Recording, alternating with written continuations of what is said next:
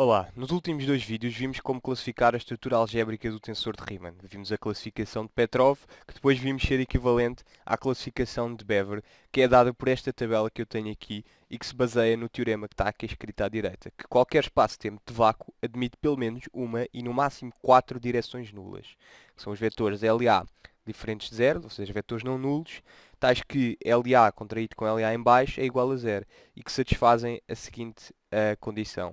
Assim encontra-se uma relação entre os tipos e as coincidências. Por exemplo, o tipo 1 quer dizer que há quatro direções nulas que são não coincidentes, ou seja, nenhuma das direções nulas é coincidente. Vamos agora ver qual é o significado físico desta classificação de Petrov ou de Bever. Em 1962, Sachs analisou a solução de uma onda retardada, ou seja, uma onda que se propaga ao futuro, para o futuro com uma dependência na forma r-t, produzida por uma fonte isolada.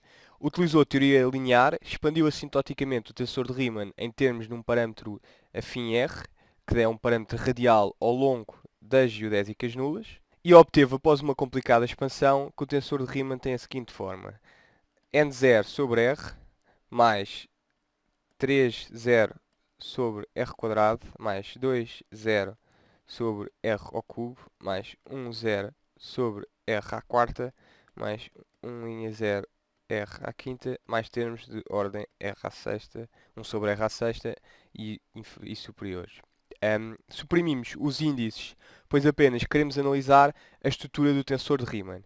E aqui o zero significa uma derivada absoluta que se anula na direção do raio LA. O termo 1,0 é o único termo que não tem nenhuma relação especial com LA. Todos os outros termos estão relacionados com as coincidências e os tipos daqui da relação da classificação de Bever.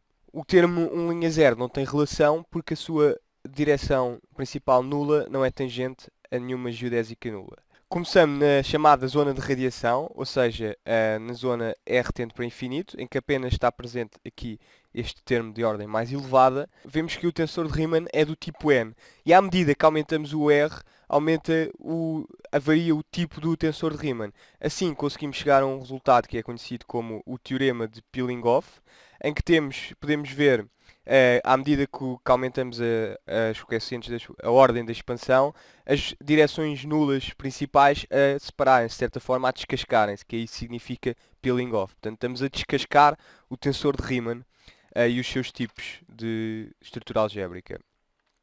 Posteriormente, Zekres analisou as propriedades dos campos do tipo N, do tipo 3 e do tipo D, ao considerar o seu efeito numa nuvem de partículas testes. Para isso, definiu um referencial móvel ortonormado, três vetores do tipo espaço, E1A, E2A e E3A, adaptados ao campo, em cada um dos casos. E obteve as seguintes propriedades. Para um campo do tipo N, obteve que, considerando este referencial aqui, em que temos aqui o vetor E1A, aqui o vetor E3A, aqui o vetor E2A, temos uma perturbação da seguinte forma, que força as partículas a moverem-se como indicado pelas setas, que é similar à polarização mais, porque é uma onda gravitacional puramente transversal com oscilações perpendiculares entre si. Assim chamou a isto onda gravitacional puramente transversal. Para o tipo D, continuamos a ter um caráter planar, ou seja, as oscilações dão-se apenas num plano, mas o plano contém a direção do campo, que é o E1A. E temos depois o E2A e o E3A. As oscilações fazem um ângulo de 45 graus entre si. Este ângulo aqui é 45 graus. E temos estas perturbações de acordo com as setas.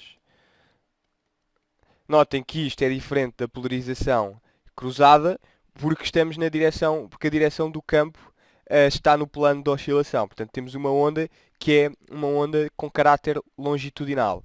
Zekre chamou-lhe onda longitudinal. Longitudinal. Por fim, para o tipo, e enganei-me aqui, disse que esta era o tipo D, mas esta é o tipo 3. Para o tipo D, obtemos um caso mais complicado, em que temos uns efeitos, já que já não são planares, temos uma oscilação em todas as dimensões espaciais, nas três dimensões, e temos uma esfera de partículas que se distorce num elipsoide, com o eixo maior na direção da onda, ou seja, temos aqui a nossa direção do campo, é um A, e isto é de certa forma equivalente às forças de maré, que temos um centro atrator aqui, e temos uma distorção como a maré alta e a maré baixa na Terra. Zécres chamou-lhe isto, tipo de Coulomb, a analogia com o eletromagnetismo. Para campos do tipo 1 e 2, não há nada de especial que aconteça. Até ao próximo vídeo, onde vou-vos falar de escalares ópticos.